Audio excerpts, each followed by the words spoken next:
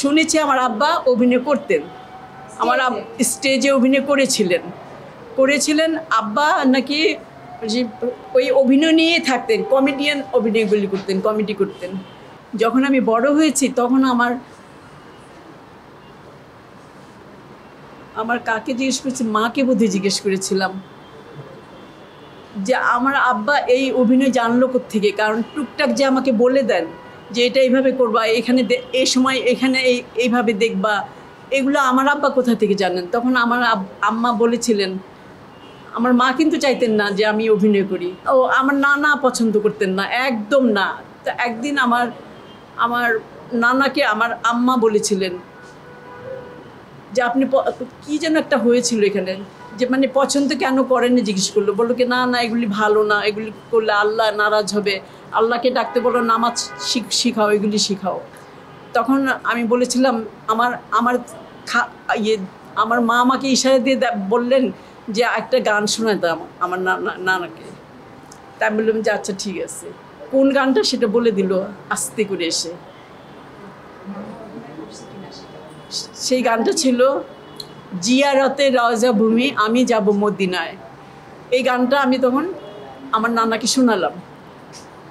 শোনাবার পরে আমার নানা কাঁদতেছিল, কেঁদে মুনাজাত করে আমার জন্য দোয়া করে বললেন যে না না না, খুব ভালো, তুমি গাবা, তুমি গান গাবা, তুমি যা তোমার আব্বা বলেছেন তুমি এগুলা করবা, আল্লাহ আল্লাহ আছেন তোমার পিছে, তুমি চিন্তা করো না, তুমি গাবা, আমি সব সময় তোমার জন্য দোয়া করব। এই আমি শুরু করলাম। তখন থেকে আমি একটা সাহস পেলাম, নায়িকাই থাকতে হবে এরকম চিন্তা আমি কখনো করিনি। আর সবচেয়ে বড় কথা আমার আব্বা আমাকে যখন বলতেন যে তুমি এই চরিত্রটা করো, এই চরিত্রটা ভালো হবে তোমার জন্য, হ্যাঁ, তা আমি মনে করতাম যে হ্যাঁ আমার আব্বা যখন বলছে নিশ্চয়ই করার কিছু আছে চরিত্রতে, তখন আমি রাজি হয়ে যেতাম যে করি। কিন্তু আমি এটা কখনো ভাবিনি যে আমি নায়িকা থাকবো, নায়িকা করব, এগুলি ভাবিনি।